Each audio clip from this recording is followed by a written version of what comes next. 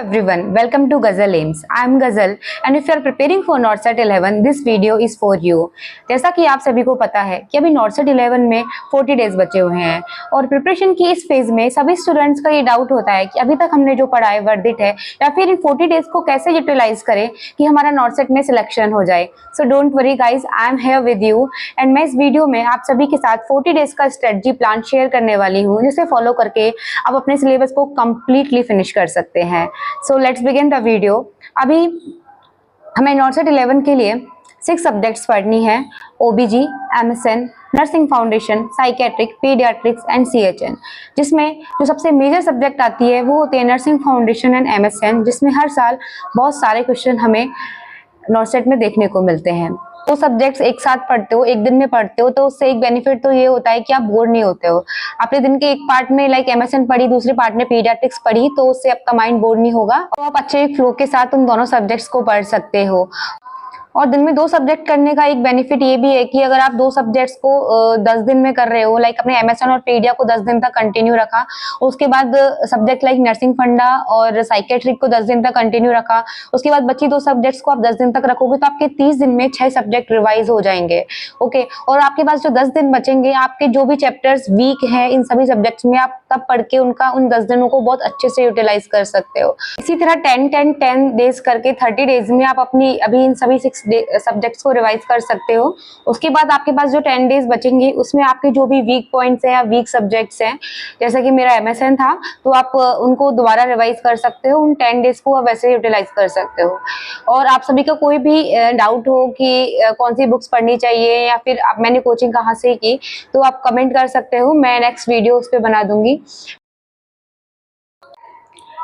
मैं आप सभी के साथ पहले तो अपना प्लान शेयर करती हूँ कि मैंने अपने NORCET के 30 to 40 डेज कैसे प्लान किए थे कि मैं NORCET 10 मैंने क्रैक किया। मैंने अपने दिन को 2 पार्ट्स में डिवाइड किया था। मैं एक दिन में 2 मेजर सब्जेक्ट्स को पढ़ती थी, इसी के साथ एक प्री और एक मेंस देती थी। पर अभी आपको डेली मेंस नहीं देना है, आप एवरी 3 डेज या एवरी वीक भी एक मेंस दोगे तब भी चलेगा। तो अभी आप सभी को ऐसे करना है, अर्ली मॉर्निंग आपको लाइक अब जब भी पढ़ने बैठते हो 9 बजे 10 बजे, आपको सबसे पहले प्री देना है 90 क्वेश्चंस का, जो जैसा कि हमारा NORCET में आता है वैसा ही पैटर्न का देना है। अर्ली मॉर्निंग प्री देने से या फिर जो 9 to 10:30 का टाइम होता है उसमें एग्जाम देने से ये फायदा होता है कि जब भी हमारा NORCET का एग्जाम कंडक्ट होगा तो वो भी हमारा मॉर्निंग में ही कंडक्ट होता है, वो 9 to 10:30 कंडक्ट होता है। तो उससे हमारी एक अच्छी हैबिट डेवलप होती है उन्हीं 90 क्वेश्चंस को उसी ड्यूरेशन में करने की। तो इसके काफी सारे बेनिफिट्स हैं। एक इसका नुकसान ये भी हो सकता है कि अगर आपका पेपर सुबह खराब हुआ तो आपका पूरा दिन मूड अपसेट रह सकता है। पर मैं यही सजेशन दूंगी आप लोगों को कि आप 9 to 10:30 प्री देने की हैबिट लगाओ। ये आपको काफी अच्छा प्रोडक्टिव और एक काफी अच्छा फायदा देने वाला है at the end of the day. Okay, pre देने के बाद आपने प्री का पेपर दे लिया, 10:30 आपका 1 घंटे में फिनिश हो गया। उसके बाद आपको उसको 30 to 40 मिनट्स में पेपर को एनालाइज करना है। पेपर एनालाइज आपने 11 बजे तक कर लिया। उसके बाद आपको कोई भी सब्जेक्ट लाइक एमएसएन आपने रिवाइज कर ली, आपने एमएसएन का कोई भी चैप्टर लाइक सीवीएस हो गया वो रिवाइज कर लिया। उसके बाद सॉन्डर्स या फिर एंकेलेक्स का मॉस भी हो गया, उसके आपने क्वेश्चंस लगा लिए।